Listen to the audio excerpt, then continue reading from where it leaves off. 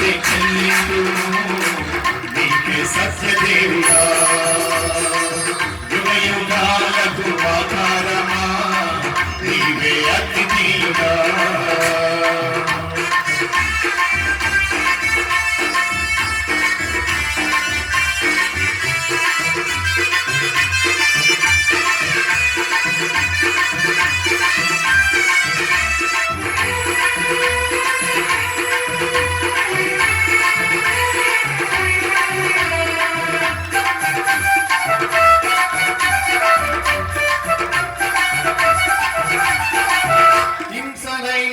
పలు నిందలైనను నీ చల్లని రెక్కలే నాకాశ్రయం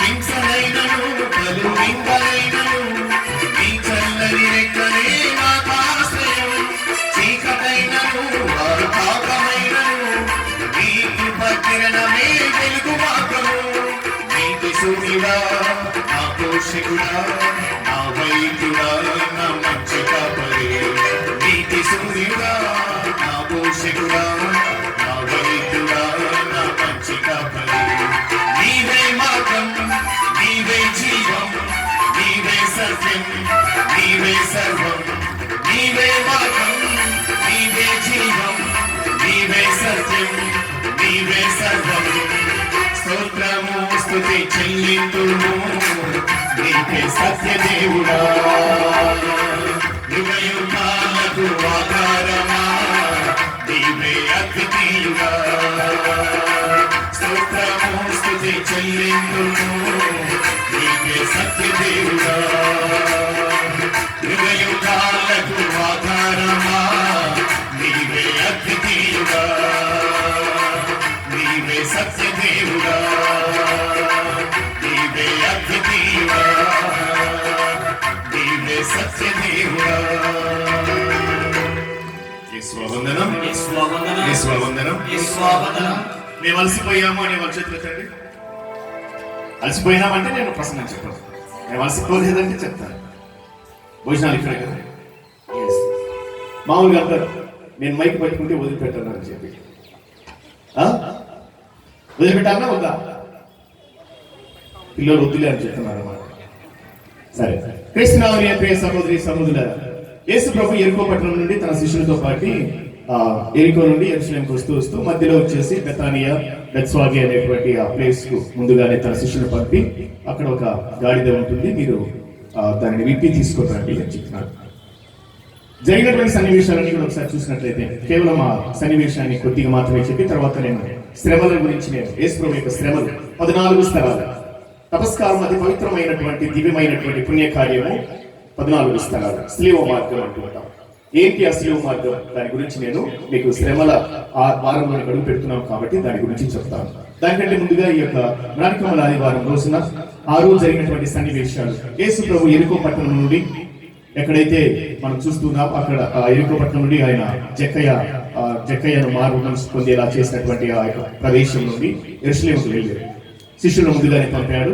గాడిదను తీసుకురమని చెప్పారు గాడిద కట్టివేయబడి ఉన్నది దాని ద్వారా నీకు నాకు దేవుడు తెలియజేస్తున్నాడు ఏంటి అంటే మనము మన జీవితంలో బలహీనతలకు కట్టివేయబడి ఉన్నట్లయితే నీ యొక్క మానసికమైనటువంటి ఇతరతరమైనటువంటివి నిన్ను పైకి ముందుకు నడిపించలేనటువంటివి ఇతరుల చెంతకు చేర్చలేనటువంటివి భగవంతునికి నిన్ను చేర్చలేనటువంటివి నీ యొక్క జీవితంలో నువ్వు అభివృద్ధి పదంలో నడపకుండా చేసేటువంటి వాటికి నువ్వు దేనికైతే నీ స్వభావం కట్టివేయబడి ఉన్నదో దాన్ని విడిపించి దాన్ని తొలగించి దాన్ని అక్కడి నుంచి విడిపించి ఆ బంధముల నుండి నువ్వు బయటికి వస్తూ ప్రభువుని ధరించాలి అని చెప్పి ఈనాటి పండుగ నీకు నాకు తెలియజేస్తూ మన యొక్క బలహీనతకు కట్టివేయబడినటువంటి నీ యొక్క స్వభావము విడిపింపబడి క్రీస్తును ధరించాలి క్రీస్తుని నీ జీవితంలో ధరించినట్లయితే ఇక నీ జీవితం ఆగదు దేనికి కూడా నీ యొక్క జీవితం తలవచ్చదు అని చెప్పి ఈనాడు మనం ఆ యొక్క గాడిదను విప్పేటువంటి ఆ యొక్క ఆ సన్నివేశాన్ని బట్టి మనం అర్థం చేసుకోవాలి రెండవది మనం చూస్తున్నాం యేసు ప్రభువు తన చుట్టూ ఉన్నటువంటి వాళ్ళు శిష్యులందరూ కూడా ఆయనతో పాటు వస్తున్నారు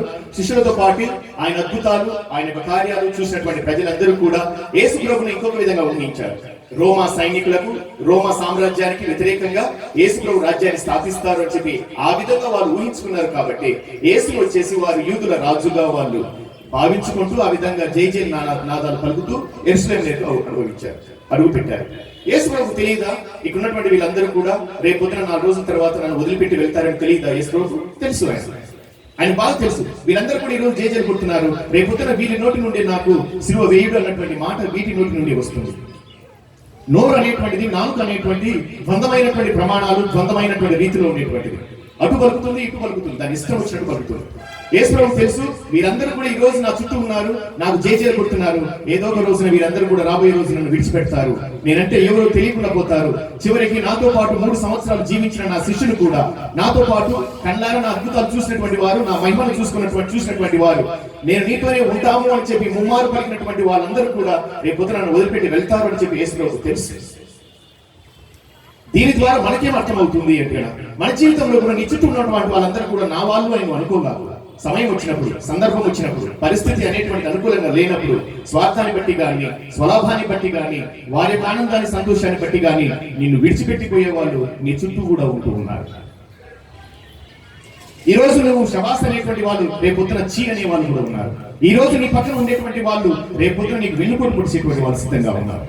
కాబట్టి ఎవరిని కూడా నమ్మగాకు, కానీ ఒక్కరినే, ప్రభు అయినటువంటి యేసును.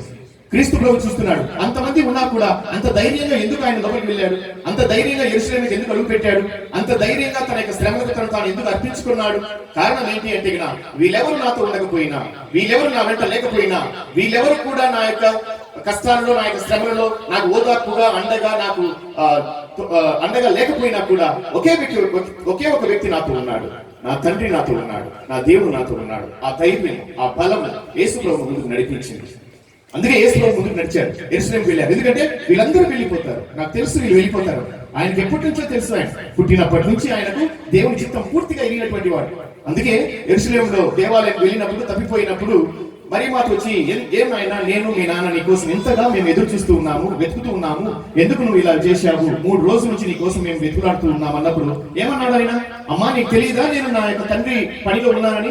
అంటే యేసు ప్రభుకు చిన్ననాటి నుండే కూడా ఆయన పూర్తిగా తెలుసు తాను ఎందుకు ఈ లోకానికి వచ్చాడు, తాను దేవుని యొక్క చిత్తాన్ని నెరవేర్చడానికి వచ్చాను. ఆ నెరవేర్చేటువంటి ఈ యొక్క ప్రయాణంలో, ఈ 3 సంవత్సరాల జీవితంలో తాను ఎదుర్కొనబోయేటివన్నీ కూడా పూర్తిగా క్షుణ్ణంగా ప్రతిదీ కూడా తెలిసినటువంటి, ఎరిగినటువంటి వ్యక్తి క్రీస్తు ప్రభు. కాబట్టి తాను అందుకే చాలాసార్లు శిష్యులు చెప్పాడు, మనిషి కుమారుడు చనిపోబోతాడు, శత్రువులకు అప్పగింపబడిపోతాడు. శిష్యులే చెప్పారు, ఇది నీకు జరగకుండా గాక అని పేతురు కూడా చెప్పాడు. చీ సైతాను వెళ్ళు అన్నాడు. అంత ధైర్యంగా మరణాన్ని ఎదుర్కొనే దానికి యేసు ప్రభు వెళ్ళాడు. కారణము, నాతో ఎవరు లేకపోయినా కూడా నా తండ్రి నాతో ఉన్నాడు, నా దేవుడు నాతో ఉన్నాడు. మన జీవితాల్లో కూడా మనం కూడా ఎన్నో క్లిష్ట పరిస్థితుల్లో ఉంటాం, ఎన్నో బాధల్లో ఉంటాం, ఎన్నో కష్టాల్లో ఉంటాం, అనేకమైనటువంటి మానసికమైనటువంటి రుగ్మతలలో, వేదనలో మనం ఉంటూ ఉంటాం, దిక్కు తెలియనటువంటి పరిస్థితుల్లో ఉంటూ ఉంటాం. ఎవరు ఉన్నా లేకపోయినా విడిచి వెళ్ళాలి అని చెప్పి విడిచిపెట్టిన వారి గురించి బాధపడే బదులు, విడిచిపెట్టి పోయాలి అని చెప్పి మానసిక క్షోభకు మీరు గురయ్యే బదులు, మీరెవరు లేకపోయినా నా దేవుడు నాతో ఉన్నాడు అన్నటువంటి సత్యాన్ని ఎరిగి ముందడుగు వెయ్యండి ఈ జీవితంలో అని చెప్పి యేసు ప్రభు మనకి ఈ రోజు తెలియజేస్తూ ఉన్నాడు. క్రీస్తునాథుని యందు ప్రియ సహోదరి సహోదరులారా, మరి ఈనాటి మనము శ్రమల గురించి తెలియజేసినట్లయితే, శ్రమల వారము, శ్రమల ఆదివారం అంటూ ఉంటాం. తపస్కాలంలో మనము పుణ్యకార్యాలు చేస్తూ ఉంటాం, ఉపవాసం, ప్రార్థన, మరి ముఖ్యంగా ఈ యొక్క శిలువ మార్గం, దాన ధర్మాలు అవన్నీ కూడా ఉన్నాయి. కానీ ఉపవాసం అంటే, అంటే దేవునికి దగ్గరగా, వాసము అంటే జీవించడం, దేవునికి దగ్గరగా జీవించడం. సంవత్సరం అంతా కూడా దేవునికి దగ్గరగా లేకుండా పోతున్నావు, నీ పని పాటలు నువ్వు వెళ్తూ ఉన్నావు. కాబట్టి ఇదిగో ఈ 40 రోజుల దినాలను, ఈ 40 రోజుల దినాలను నువ్వు ఏదైతే నిన్ను బలహీనపరుస్తుందో, ఏదైతే నీ వాళ్ళకు దేవునికి దూరంగా చేస్తుందో, దానికి దూరంగా ఉంటూ దేవునికి దగ్గరగా ఉంటూ ఈ ఉపవాసం అనేటువంటిది మనకి తపస్కారం ఇవ్వబడి ఉంది. ఆ ఉపవాసానికి జత చేయబడి ఉన్నటువంటిది ప్రార్థన. ఎందుకంటే ఉపవాసం భౌతికమైనట్లయితే, ఉపవాసం శారీరకమైనట్లయితే నీ ఆత్మ బలహీనపడకుండా ఉండేదానికి ఆత్మీయమైనటువంటి బలమైనటువంటి ప్రార్థనలను ఉపవాసానికి జత చేయాలి. ఉపవాస ప్రార్థన అనేటువంటిది తపస్కారంలో అతి ముఖ్యమైనటువంటిది. శారీరకంగా బలహీనమైనా కూడా ఆత్మీయ బలం నీతో ఉన్నట్లయితే శారీరక శోధన అనేటువంటి దగ్గరికి రాదు. సైతాను ఏ విధమైన ఐహిక సుఖాల ద్వారా గాని, ఇతరత్రమైనటువంటి వాటి ద్వారా నిన్ను శోధించదు అని చెప్పి ఈ ఉపవాస ప్రార్థన అనేటువంటిది తపస్కారంలో మనకి ఇవ్వబడి ఉంది. దానిని మనం ఆచరిస్తూ ఈ యొక్క 5 వారాలు దాటుకుంటూ మనం వచ్చి ఉన్నాం. ఇక పవిత్ర వారం అనేటువంటి మన ముందు ఉంటూ ఉంది. క్రీస్తునాథుని ప్రియ సహోదరి సహోదరులారా, ఇక అతి ముఖ్యమైనటువంటి పుణ్యమైనటువంటి కార్యం ఏంటి అంటే శిలువ మార్గం. సంవత్సరం అంతా కూడా మనం చేయం, కేవలం ఈ యొక్క 40 రోజులలోనే మనం ఈ యొక్క శిలువ మార్గంలో మనం దర్శించుతూ ఉంటాం, ధ్యానించుతూ ఉంటాం. 14 స్థలాలలో మనం వెళ్తూ ఉంటాం. మరి 14 స్థలాలు నాకు నీకు ఏం బోధిస్తూ ఉన్నాయి? మనం వెళ్తూ ఉన్నాం, ధ్యానిస్తూ ఉన్నాం. యేసు చెప్పాడు ఏంటి అంటే మన 14 స్థలాలంటే యేసు మోసాడు శిలువ, కొట్టబడ్డాడు, కింద పడ్డాడు. మరి ఆయన ఆ విధంగా అవుతున్నాడు, అయ్యో యేసయ్య నా కోసం ఇంతగా నువ్వు బాధపడ్డావా అని చెప్పి ఏడవమని కాదు 14 స్థలాలు ఉండేది. అవి చూస్తూ అవి అయిపోయాయి. యేసు పడిపోయాడు, ఆయన లేచాడు, అన్ని అయిపోయింది అదంతా. ఇప్పుడు ఆ 14 స్థలాలు నీకేం చెప్తుంది, నాకేం చెప్తుంది? 14 స్థలాలు అనేటువంటిది నీ జీవితం. శిలువ మార్గం అనేటువంటి యేసు ప్రభు చివరిగా శ్రమల మరణము అందులో చోటు చేసుకున్న ప్రధానమైనటువంటి ఘట్టాలను ఈ 14 స్థలాల యొక్క చిత్రపటాల ద్వారా నీ కళ్ళ ముందు ఉంచుతుంది. కారణం ఏంటంటే ఈ 14 స్థలాల ఘట్టాలు నీ జీవితంలో కూడా ఎన్నో సందర్భాలు జరుగుతూ ఉన్నాయి. మరి అలా జరుగుతూ ఉన్నప్పుడు, చోటు చేసుకుంటున్నప్పుడు నీ యొక్క స్పందన ఎలా ఉంది? నువ్వు ఎలా స్పందిస్తున్నావు వాటికి? ఏ విధంగా నీవు అక్కడ నిన్ను నువ్వు మలుచుకుంటున్నావు, లేదా నిన్ను నువ్వు పూర్తిగా వదులుకుంటున్నావు అన్న దానిని బట్టి ఈ 14 స్థలాలను ధ్యానించమని ఈ యొక్క శిలువ మార్గాన్ని కథోలిక స్త్రీ సభ అనేటువంటిది మనకు అందించి ఉంది. యేసువా వందనం, యేసువా వందనం, యేసువా వందనం, యేసువా వందనం, యేసువా వందనం, యేసువా వందనం, యేసువా వందనం, యేసువా వందనం. యేసు ప్రభు యొక్క శ్రమలు యోబు గ్రంథంలో చూసినట్లయితే 36వ అధ్యాయము 15వ వచనము, అతడు శ్రమల ద్వారా నరులకు పాఠములు నేర్పును, బాధల ద్వారా కన్నులు తెరిపించును అని చెప్పి వాక్యాన్ని మనం చూస్తున్నాం. అదే విధంగా మనం చూసినట్లయితే యెషయా గ్రంథం నందు కూడా మనం చూసినట్లయితే చక్కటి వాక్యాన్ని, యెషయా గ్రంథము 53వ అధ్యాయము 5వ వచనము, అతడు మన తప్పిదముల కొరకు నలిగిపోయేను, అతడు అనుభవించినటువంటి శిక్ష ద్వారా మనకు స్వస్థత కలిగేను, అతడు పొందిన దెబ్బల ద్వారా మనకు ఆరోగ్యము చేకూర్చబడేను. యేసు పడిన శ్రమలు అనేటువంటివి ఆయన కోసం కాదు, మీ కోసం. ఆయన పడినటువంటి ఆయన మన తప్పిదముల కోసము ఆయన నలిగిపోయాడు. ఆయన అనుభవించిన శిక్ష నీకు స్వస్థత చేకూర్చబడాలి అని, ఆయన పొందిన దెబ్బలు నీకు ఆరోగ్యం చేకూర్చబడాలి అని చెప్పి కరుణామయుడైనటువంటి యేసు ఆ శ్రమలను, మరణాన్ని నీ కోసము నా కోసము పొంది ఉన్నాడని చెప్పి యెషయా గ్రంథమందు, యోబు గ్రంథమందు చెప్పబడి ఉంది. మరి ఈ యొక్క శ్రమలో జరిగినటువంటి ఈ యొక్క 14 యొక్క ఘట్టాలను ఒకసారి స్మరించినట్లయితే, మొదటి స్థలమందు యేసు ప్రభు మరణ తీర్పు పొందుట అన్నటువంటి వాక్యాన్ని మనం చూస్తున్నాం. క్రీస్తునాథుని యందు ప్రియ సహోదరి సహోదరులారా, యేసు ప్రభు తప్పు చేశాడా? చేయలేదు. మరి చేయనటువంటి తప్పు అనేటువంటిది ఆయన పైన మోపబడింది అంటే నింద. నింద అనేటువంటిది ఆయన పైన మోపబడి ఉంది. నిందలు ఆయన తల ఉంచాడు, మౌనంగా ఉన్నారు. ఆయన ఎక్కడ కూడా గొంతు చిచ్చుకొని నేను తప్పు చేయలేదు అని చెప్పి ఆయన అరవలేదు. ఎందుకంటే నేను నచ్చినా కూడా ఈ దుష్టులు, ఈ యొక్క మూర్ఖులు అర్థం చేసుకోలేరు, వీరు చేయవలసింది జరగని. అందుకే యేసు మౌనంగా ఉన్నాడు. నిందలు మోపబడినప్పుడు యేసు మౌనంగా ఉన్నాడు. మౌనమే నీ నిందను పూర్తిగా తొలగించేదానికి భవిష్యత్తులో ముందుకు నడిపిస్తుంది. యేసు మరణ తీర్పు పొందాడు. నీ జీవితంలో, నా జీవితంలో కూడా ఎన్నో సందర్భాలు నువ్వు చెయ్యని తప్పులకు నిందలు మోపబడుతూ ఉంటావు. నువ్వు తప్పు చెయ్యవు, కానీ నీ పైన నింద మోపబడుతూ ఉంటుంది. చెయ్యని నేరానికి తల ఉంచే వాళ్ళు మనలో ఎంతో మంది ఉన్నారు. చాలా సందర్భాలు మనం కులి ఏడుస్తూ ఉంటాం. అనుమానాలు, అపార్థాలు, నిందలుగా నీ పైన పడుతూ ఉంటాయి. అటువంటి సందర్భంలో నీ యొక్క పరిస్థితి, నీ యొక్క స్వభావం ఎలా ఉంటుంది? దాన్ని ఎదిరించలేము. ఇది తప్పు కాదు, నేను తప్పు చేయలేదని చెప్పలేవు. నువ్వు చెప్పినా కూడా అంగీకరించే వాళ్ళు లేరు. ఒకసారి నింద పడిన తర్వాత ఆ నిందతో ఈనాడు క్షోభపడేటువంటి వాళ్ళు, బాధపడే వాళ్ళు, జీవితాంతము కూడా దాని కింద పడి నలిగే వాళ్ళు మనలో ఎంతో మంది ఉన్నారు. చెయ్యని తప్పుకు, ఎవరో రుద్దినటువంటి తప్పుకు, ఎవరో వేసిన రాయికి, ఎవరో నీ పైన మోపినటువంటి వాటికి ఈ రోజు ఫలితాన్ని అనుభవిస్తున్నటువంటి వారు, కష్టాలను అనుభవిస్తున్నటువంటి వారు, భార్య కావచ్చు, భర్త కావచ్చు, తల్లిదండ్రులు కావచ్చు, బిడ్డలు కావచ్చు, స్నేహితులు కావచ్చు, మనలో ఎంతో మంది ఉన్నారు. చెయ్యని తప్పుకు నింద వేసుకుని, వేరే వాళ్ళ నిందలు మనపైన వేసుకుని జీవితాన్ని ముందుకు సాగించే వాళ్ళు మనలో చాలా మంది ఉన్నారు.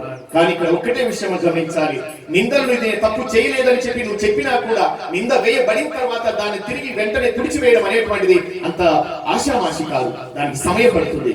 మరి అప్పుడు నువ్వేం చేయాలి? యేసు ప్రభు మౌనంగా ఉన్నాడు. మౌనంగా ఉండడమే కాదు, ఆయన ఒక్కటే మనసునందు నా దేవుడు నాతో ఉన్నాడు. అందుకే అపోస్తల కార్యాలు 16వ అధ్యాయం 1వ వచనంలో నీవు ప్రభు అయిన యేసునందు విశ్వాసం ఉంచుము, అట్లు చేసినట్లయితే నీవు, నీ కుటుంబము రక్షింపబడుతుంది. అటువంటి సందర్భంలో నువ్వు చేయవలసింది ఒకటే, ప్రభు అయిన యేసునందు విశ్వాసం ఉంచుము. ఆయన ఎప్పుడు కూడా నిన్ను విడిచిపెట్టడు. నిన్ను అనాథరము చేయడు అని చెప్పి వాక్యం చెప్తుంది. నువ్వు నమ్మినటువంటి దేవుడు, నువ్వు విశ్వసించేటువంటి దేవుడు నిన్ను చేయి వదిలిపెట్టడు. నువ్వు ఏ పరిస్థితిలో ఉన్నా సరే, ఎవరు నేను కాదనుకున్నా సరే, ఎవరు నేను వద్దనుకున్నా సరే, నీ దేవుడు మాత్రం నేను విడిచిపెట్టడు అన్నటువంటి స్థిరమైనటువంటి దృఢమైనటువంటి ఆ విశ్వాసం నీకు ఉన్నట్లయితే దేవుడు నిన్ను రక్షిస్తాడు. నిన్నే కాదు, నిందల పాలవుతున్న నీ జీవితాన్ని, నిందల పాలవుతున్న నీ కుటుంబాన్ని దేవుడు కడతీరుస్తాడు, అనగా గట్టున చేరుస్తాడని చెప్పి ఈ యొక్క మొదటి స్థలము నీకు నాకు తెలియజేస్తూ ఉంది. యేసువా వందనం, యేసువా వందనం, యేసువా వందనం, యేసువా వందనం, యేసువా వందనం, యేసువా వందనం. రెండవ స్థలం యేసు ప్రభు శిలువను మోయట. క్రీస్తునాథుని ప్రియ సహోదరి సహోదరులారా, యేసు ప్రభు శిలువను మోస్తూ ఉన్నారు. ఈ యొక్క స్థలము ద్వారా, ఈ స్థలంలో నువ్వు ధ్యానించేటప్పుడు దేవుడు నీకేం చెప్తున్నాడు అంటే, నువ్వు కూడా సిలువను మోయాలి. ఏంటి సిలువ అంటే ఏంటి? ఒకవైపు తప్పు అనుకోవచ్చా? తప్పు మాత్రమే కాదు, మరోవైపున నీ జీవితం కూడా ఒక సిలువ లాంటిది. జీవితంలో నువ్వు నీకున్నటువంటి ప్రతి బాధ్యత ఒక సిలువ లాంటిది. యేసు ప్రభు అక్కడ సిలువను బాధ్యతగా స్వీకరించాడు. అందుకే కదా ఆయన బాధ్యతగా తీసుకుని పోతున్నాడు. కాబట్టి తన తల్లి ఎదురైనా ఎవరు ఎదురైనా కూడా ఎవరు కూడా సిలువను పక్కన పడేయని చెప్పి ఎవరు చెప్పలేదు. తల్లి చెప్పలేదు, ఆమె తెలుసు ఇది బాధ్యత అని చెప్పి. కాబట్టి సిలువ అనేటువంటిది ఒక బాధ్యత. క్రీస్తు ప్రభు దానిని చాలా కౌగలించుకొని ఇష్టముగా సిలువను మోశాడు. కాబట్టి మన జీవితంలో కూడా జీవితం అనేటువంటిది ఒక సిలువ. దాన్ని వదిలివేయకూడదు, దాన్ని మొయ్యాల్సిందే, దాని చివరి వరకు మొయ్యాల్సిందే. ఎంత వరకు అంటే ఎంత వరకు నీ జీవితం అనేటువంటిది ఏర్పాటు చేయబడి ఉందో అంతవరకు నీ జీవితం అనేటువంటి సిలువను మొయ్యాలి. కేవలం సిలువను మాత్రమే కాదు, ఈ జీవితంలో నీకు అప్పగింపబడినటువంటి ప్రతి బాధ్యతను కూడా నువ్వు మొయ్యాల్సిందే. అందుకే వాక్యం చెప్తుంది లూకా సువార్త 9వ అధ్యాయం 23వ వచనము, నన్ను అనుసరింపకోరువాడు తనను తాను త్యజించుకొని అనుదినము తన సిలువను ఎత్తుకుని అనుసరింపవలెను. అనుదినము అంటే ఏంటి? అనుదినము నువ్వు జీవించేదేంటి? నీ జీవితం. నీ జీవితాన్ని నువ్వు ఎత్తుకొని నువ్వు అనుసరించాలి. ఎవరిని అనుసరించాలి? దేవుని అనుసరించాలి. మనం ఏం చేస్తున్నాం? మన జీవితాలను ఎత్తుకొని వేరే వారిని అనుసరిస్తున్నాం. అందుకే కొన్ని సందర్భాల్లో జీవితాలు ఆగిపోతూ ఉన్నాయి, జీవితాలు ముందుకు సాగలేకపోతున్నాయి. నీ జీవితానికి ఎవరినో మార్గదర్శకంగా, ఎవరినో ఆదర్శంగా నువ్వు తీసుకుంటున్నావు, ఎవరో మాటలు నీ జీవితాన్ని తీసుకెళ్తున్నావు. కానీ అర్థాంతరంగా నీ జీవితాన్ని ముగింపు పలికేటువంటి రోజు వస్తుంది. కొన్ని సందర్భాల్లో జీవితం మీద విరక్తి కలుగుతుంది. కొన్ని సందర్భాల్లో ఈ జీవితం ఇదేనా అని చెప్పి అసహ్యం వేస్తుంది. క్రీస్తునాథుని ప్రియ సహోదరి సహోదరులారా, అందుకే యేసు ప్రభు నీ సిలువను ఎత్తుకొని నీ తల్లిని అనుసరించు, నీ సిలువను ఎత్తుకొని నీ తండ్రిని అనుసరించు, నీ సిలువను ఎత్తుకొని నీ యొక్క గురువులను వారిని నేను అనుసరించని దేవుడు చెప్పలేదు. నీ సిలువను ఎత్తుకొని నన్ను అనుసరించు అని చెప్పాడు. ఎందుకంటే నేను సిలువను విడనాడలేదు. నీ జీవితం అనే సిలువను నువ్వు నన్ను అనుసరించినట్లయితే నీ జీవితాన్ని నువ్వు విడిచిపెట్టవు. ఏ విధమైనటువంటి సమస్య వచ్చినా, ఎంత బరువైనా, ఎంత భారమైనా, ఎన్నిసార్లు క్రింద పడినా సరే నీ జీవితాన్ని నువ్వు వదిలిపెట్టవు, నువ్వు నన్ను అనుసరించినట్లయితే అని చెప్పి ప్రభు చెప్తూ ఉన్నాడు.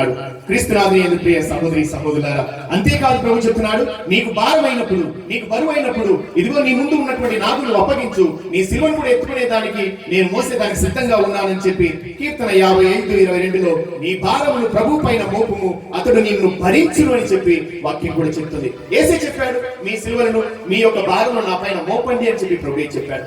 క్రీస్తునాథుని ప్రియ సహోదరి సహోదరులారా, ఈనాడు మన జీవితాలు ఇంకొకరి పైన మోపడం కాదు, కానీ మన జీవితాన్ని మనమే తీసుకొని సిలువ అనేటువంటి నీ జీవితంలో నీ భార్య నీకు బరువైనట్లయితే, నీ భర్త నీకు బరువైనట్లయితే, నీ భార్య ఒక సిలువ, నీ భర్త నీకు ఒక సిలువ, నీ పిల్లలు నీకు సిలువలతో సమానం. వారిని వదిలిపెట్టగాకు, వారిని విడిచిపెట్టగాకు, వారిని అనాథరము నువ్వు చేయగాకు అని చెప్పి ఈ రెండవ స్థలము నీకు నాకు తెలియజేస్తూ ఉంది.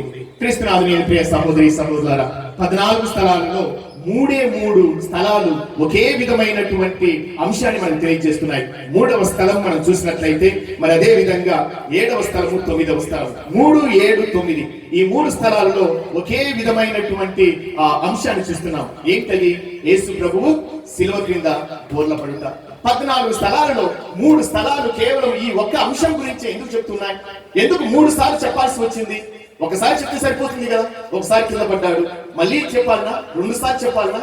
ఇందులో చాలా మర్మం దాగి ఉంది. మనం అర్థం చేసుకున్నట్లయితే క్రీస్తునాథుని యందు ప్రియ సహోదరి సహోదరులారా, జీవితంలో నువ్వు కింద పడతావు, కష్టం వచ్చినప్పుడు పడిపోతావు, బాధ వచ్చినప్పుడు పడిపోతావు.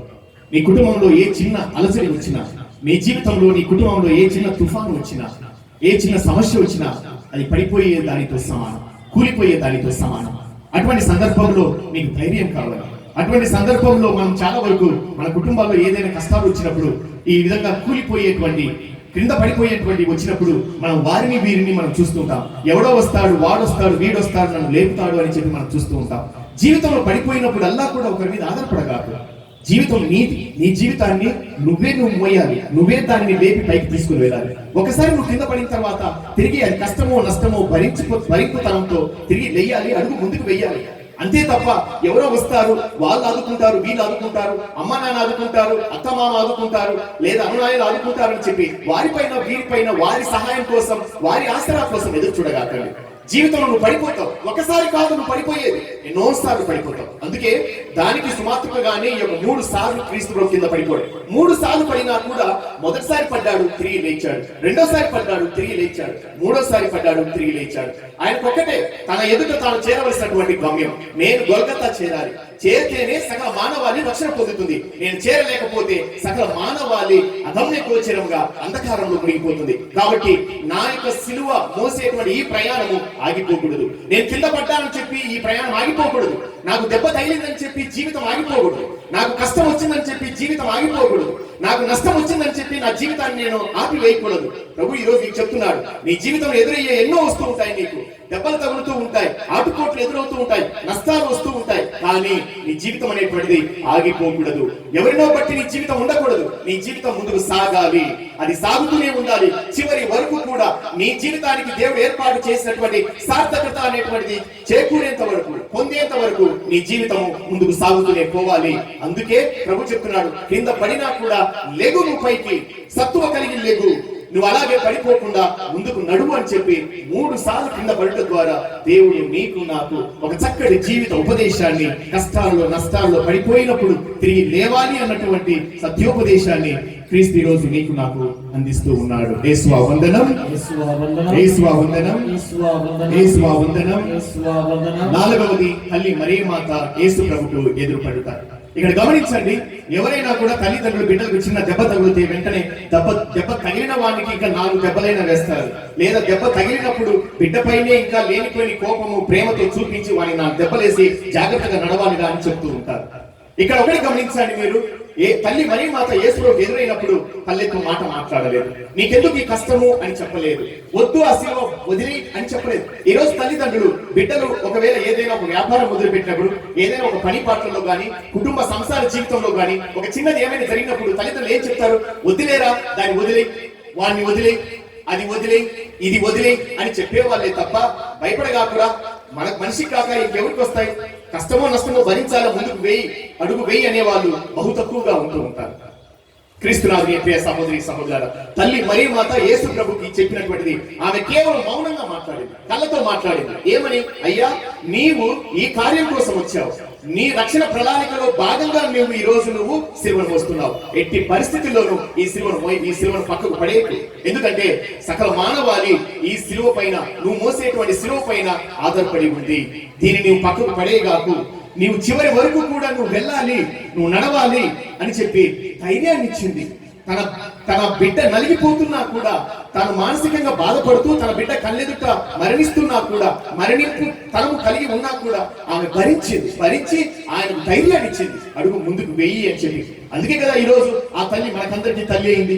ఆ రోజు ఆయన నడిపించకుండా ఉన్నట్లయితే ఈ రోజు నేను నన్ను నడిపించేటువంటి తల్లిగా ఈ రోజు మన చేత ఆమె వేణోళ్ళ కొనియాడబడేది కాదు.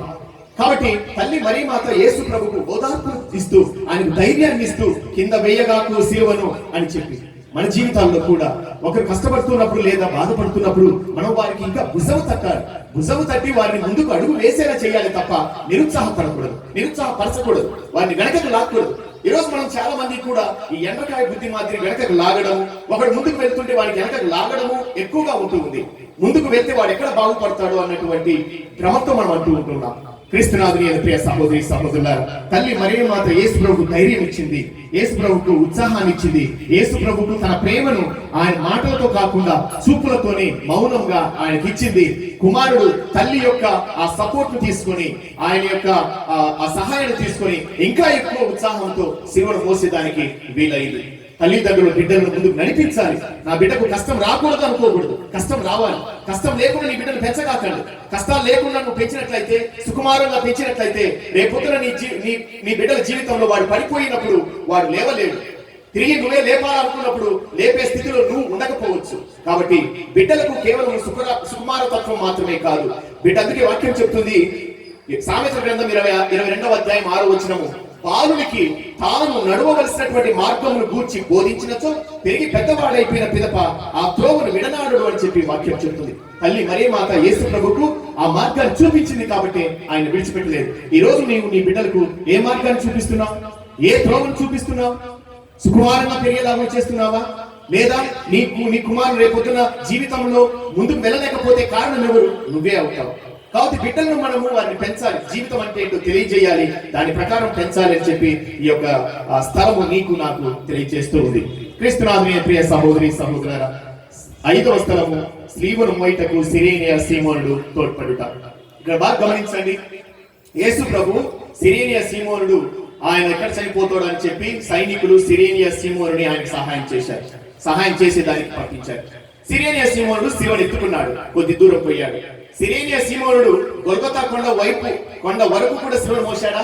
మొయ్యలేదు, కేవలం కొద్ది దూరమే.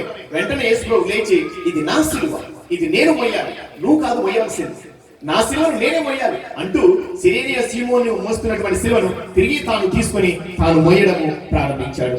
క్రీస్తునాథుని యందు ప్రియ సహోదరి సహోదరులారా, మన జీవితంలో కూడా నీ జీవితాన్ని నువ్వే జీవించాలి. నీ జీవితంలో నువ్వే ఉండాలి, వేరే వాళ్ళు ఉండకూడదు. గమనించాలి, నీ జీవితాన్ని ఇంకొకరు మోయకూడదు, నీ జీవితాన్ని ఇంకొకరి పైన మోపకూడదు, నీ జీవితానికి ఇంకొకరు కర్త కర్మ క్రియ కాకూడదు. నీ జీవితానికి నువ్వే నీ జీవితానికి సర్వస్వమై ఉండాలి. నీ జీవితం నీ చేతుల్లోనే ఉండాలి, ఇంకొకరి చేతుల్లోకి వెళ్ళకూడదు. రేపొద్దున నువ్వు ఏదైనా అయిపోయిన తర్వాత నా జీవితానికి నువ్వే కారణం, నేను ఇలా అయ్యేదానికి నువ్వే కారణం అని చెప్పి నిందలు మోపే విధంగా, ఇతరులు నిందించే విధమైనటువంటి పరిస్థితులు జీవితంలో భవిష్యత్తులో ఎదురు కాకూడదు. నీ జీవితాన్ని నువ్వే తీసుకోవాలి, నువ్వే నీ జీవితాన్ని తీసుకొని ముందుకు అడుగు వేయాలి. అలా జీవితాన్ని తామే జీవింపచేసేలాగా తల్లిదండ్రులు బిడ్డలను మలచాలి, ఆ విధంగా తయారు చెయ్యాలి. సిరేనియా సీమోనుతో చెప్పాడు, ఇది నా శిలువ అయ్యా, ఇది నీది కాదు, నాది శిలువ, నేనే మోయాలి. మనం కూడా మన జీవితాలను మనమే జీవించాలి, ఇంకొకరు జీవించకూడదు. అలా జీవించినట్లయితే నీ జీవితంలో నీకు ఆనందం అనేటువంటిది ఉండదు, తృప్తి అనేటువంటిది ఉండదు. నీ జీవితానికి వేరే వాళ్ళు జీవిస్తే ఇక నీ జీవితం ఎక్కడుంది? లేదు నీకు జీవితం. ఎవరో నీ జీవితాన్ని జీవిస్తుంటే, ఎవరో నీ జీవితాన్ని శాసిస్తుంటే, ఎవరో నీ జీవితాన్ని కట్టడి చేస్తుంటే, ఎవరో నీ జీవితాన్ని ఇలా అలా ఉండాలి అని చెప్పి నీకు హద్దులకు ఇస్తూ ఉంటే ఇక నీ జీవితం నీ దగ్గర ఎలా ఉంది? లేదు, అది నేను దాటిపోయింది నీ జీవితం. ఇక నీకు నీ జీవితం పైన హక్కు లేదు. నీ జీవిత హక్కును వేరే వారి చేతుల్లోకి ఇవ్వగాకు అని ఈ యొక్క స్థలము ద్వారా క్రీస్తు ప్రభు మనకందరికీ తెలియజేస్తూ ఉన్నారు. ఇక 6వ స్థలము వెరోనికమ్మ యేసు ముఖమును తుడుచుట. గమనించండి, వెరోనికమ్మ యేసు ప్రభుకు ఆయన సిలువను ఆయనకు దూరం చేయలేదు, ఆ కష్టాన్ని దూరం చేయలేదు, ఎవరు దూరం చేయలేరు. కానీ కంటి తుడుపుగా అదిగో ఒక గుడ్డ తీసుకొని వచ్చి ఆయన ముఖాన్ని తుడిచింది, ఒక ఓదార్పుగా, ఆయనకు ఒక ఉపశమనాన్ని ఇచ్చే విధంగా. ఆమె చేసినటువంటి సహాయం పెద్దది కాకపోవచ్చు, ఆయన బరువును దింపకపోవచ్చు, కానీ ఒక చిన్న ఉడత సహాయముగా ఆయనకు సహాయం చేసింది. మన జీవితాల్లో కూడా కష్టాల్లో ఉన్నటువంటి వారికి సహాయం చేయాలి. కష్టాన్ని తొలగించలేకపోవచ్చు, కానీ ఆ కష్టంలో నీ మాట గాని, మాట సహాయం గాని, నీ చేత సహాయం గాని, ఆ బిడ్డకు నువ్వు తోడు నీడగా ఉన్నట్లయితే సహాయం చేస్తే దానికి మించినటువంటి దాతృత్వం అనేటువంటిది, దానికి మించినటువంటి దానధర్మం అనేటువంటిది ఇంకొకటి లేనే లేదు. మనం కష్టపడుతున్నటువంటి వాళ్ళకు సహాయం చేయాలి. దేవుడు ఎక్కడ కూడా చెప్పలేదు ఉన్నదంతా ఊడ్చిపెట్టండి అని చెప్పి, దేవుడు ఎక్కడ చెప్పలేదు. ఉన్నదంతా ఊడ్చిపెట్టేసి నువ్వు బికారిగా మారు అని చెప్పి సువిశేషంలో ఎక్కడ దేవుడు చెప్పలేదు. ఆయన చెప్పింది ఒకటి, నీకున్న దాంట్లో కొద్దిగా ఇవ్వు అని చెప్పారు. మనకున్న దాంట్లో కొద్దిగా ఇవ్వమంటున్నారు. అది కూడా ఏదో ఇవ్వాలా అని కాదు గాని, మొక్కుబడిగా కాదు గాని, మనం ఇవ్వవలసింది ఎలా ఇవ్వాలి అంటే గన మనస్ఫూర్తిగా ఇవ్వాలి.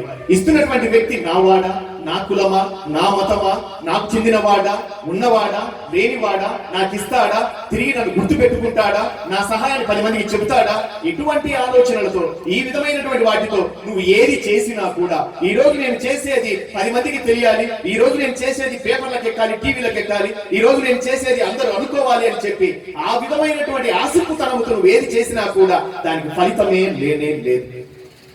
ఏమి చేసినా కూడా దానికి లాభమే లేదు.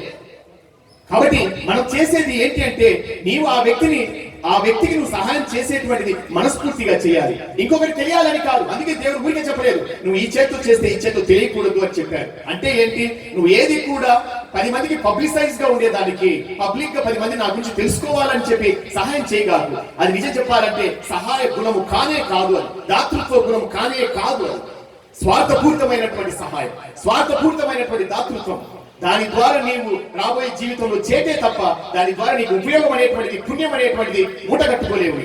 ఈ లోకం నుంచి పోయేటప్పుడు ఏది నీ వెంట తీసుకొని పోలేవు. ఒకే ఒకటి నీవు చూడలేనటువంటిది, ఇతరులు చూడలేనటువంటిది పుణ్యము, మంచితనము తప్ప ఏది నీ వెంట ఈ లోకం విడిచి నీ వెంట రానే రాదు.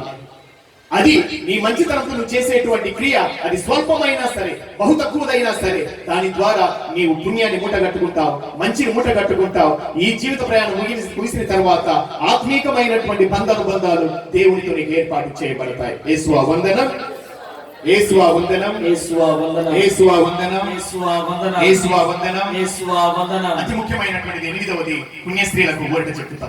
క్రీస్తునాథుని యందు ప్రియ సహోదరి సహోదరులారా, పుణ్యస్త్రీలందరూ కూడా యేసు దగ్గరికి ఆయన శిలువ మోస్తూ ఉంటే దారిలో అగుపడ్డారు, ఏడ్చారు, కన్నీళ్లు కార్చారు.